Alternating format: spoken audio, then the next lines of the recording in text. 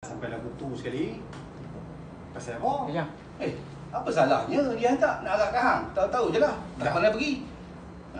Nasib baik ada Ustaz Ibrahim tu. Kuliah dah untuk tolongan dia, pergi hantar. Lesen dia dah mati. Baru tadi pipi hidup. Tak boleh hapus. Dah. Ni ya. Ha. Saya main ni, saya nak tanya. Sebab orang kampung duk berkata, duk cakap lah ni. Budak Ibrahim tu hari-hari main makan nasi kat rumah ni pasal apa? Dah tak ada duit sangat nak beli makan apa? Mulut hang boleh tahan celupak tu. Ha? Dalam mana kena tampak dengan ayah tu. Dia tu bukan tak ada duit. Dia kerja kat Qatar tu. Tempat minyak tu. Gaji RM12,000 dia bulan. Tahu tak?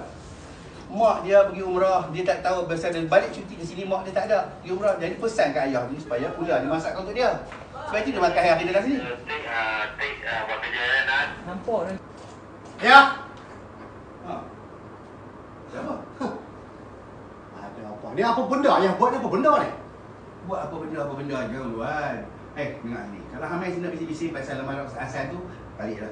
Balik. Tu dekat dapur tu pasal apa? Ayah pergi biar mereka dua orang buat maksiat tu. Ni kalau Ustaz Hasan tahu, ayah sendiri biarkan maksiat jadi dalam rumah. Apa nak kata ayah? Depa tu kat mana? Depa tu kat dapur. Bukan dalam bilik Luan. Boleh apa Ustaz Hasan kata apa? Ayah boleh apa?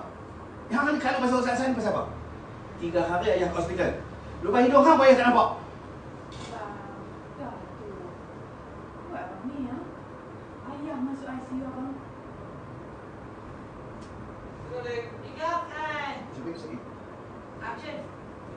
Ayah masuk ICU pasal abang hantar tak? Ni nasib baik Ustaz Ib ada. Bawa pergi hantar ke hospital. Hang ada peduli kat aku? Ada peduli kat aku Luan? Hang tak ambil pot boleh? Tak ambil pot tu ampun. Ambil tahu. Tak tahu ni. Action. Ada hang peduli pasal aku? Aku masuk hospital? Tak ada kan? Hang sibuk pasal orang lain. Hang sibuk pasal Ustaz Hasan tu. Ni sabit lah dia hang ni duduk dengan ayah. Kalau dia duduk seorang, dengan adik-adik hang jual. Ingat sini. Selagi ayah ni hidup Luan, ayah takkan reda si Ustaz Hasan tu menikah dengan dia hang. Jangan mimpi. Ini sebab ayah tak pernah ajar saya. Hei, bukan! Pakcik. Abang. Hilang sahabat aku. Kau ajak pakcik dia. Bubuh penampak boleh tahu. Pakcik kan baru keluar hospital. Pakcik, rehat.